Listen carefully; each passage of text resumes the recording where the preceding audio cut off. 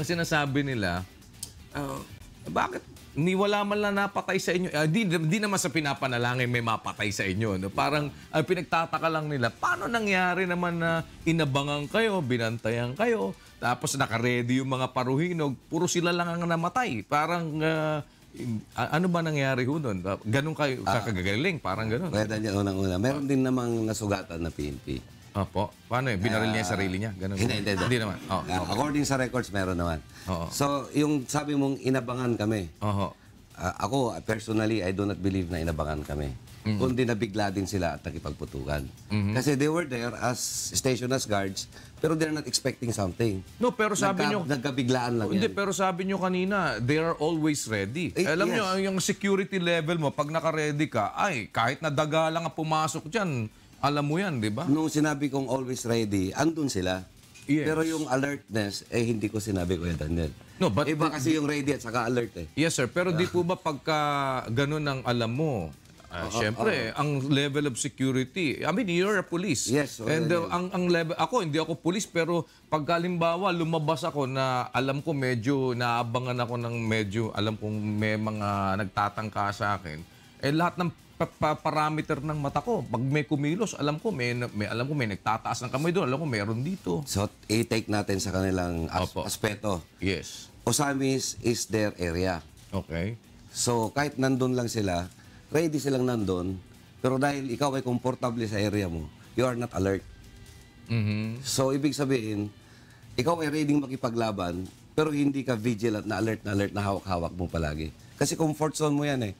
Knowing the fact na meron ng mga tinangkang i-issue sa kanilang search warrant, and knowing the fact that they were named by the President, knowing the fact na sila ay mainit, yun ho bang level of alertness nila? Ganun na lang? Yun ang aking, kaya sabi ko Kuya Daniel, yun ang aking opinion. So talagang Kasi magagaling lang yung mga comfort zone pulis natin na daplis lang ang tama. Kuya Daniel, it is nighttime yan eh. Okay. You just cannot see the enemy. Kung hindi ka nag-train to fight during night, hindi basta-basta pumutok sa gabi. Oo. Kasi hindi mo masyadong Wala naman silang mga wala naman tayong night other goggles, technology for that. Oo. Kasi kaya yung training namin ng mga pulis kasama ang training sa putukan ng gabi. Magaling Pumuputok ka, Kuya Daniel, napanood na kita sa isang YouTube eh. Pumuputok ka eh. Oo. Pero ang training usually is during daytime. It's totally different during night time. Kasi hindi mo kita ang kalaban mo. So ang nangyayari dyan, kung hindi ka bihasa, hindi ka trained, basta putok ka lang ng putok ng may gabi at alam mong nandun, puputok pa lang. Kayo ba may night goggles ba kayo, sir? Wala din during that time, pero at least we have the training for that. Kahit na ganun lang kababaw yung training namin, but the experience is there. I'm not telling na walang experience mga to, pero I doubt na nasanay silang makipagbakbakan. Kasi sila, mga bandits lang naman ito eh, mga simple rogues at saka criminals. Alam mo, ang criminal, dibdib lang yan eh. Ang binabaril niya, yung mga lapitan lang. Dibdib ang importante sa kanila. But the degree of skill, kukunti lang yung mga criminal na ganyan. Kukunti lang dahil kapag yung criminal sumali sa kagaya ng sinasalihan mong shooting competition, iyon ang mga delikadong kriminal, Kuya Daniel. No, pero walang walang magaling sa madilim, sir.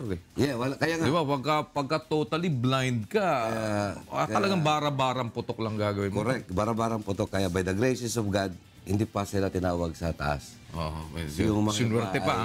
Tinawag sa Tapos, sila pinagtatawag lahat. Tinawag Kaya na, hindi lang natin alam kung saan sila tinawag. Di ba? Baka sa iba ba tinawag?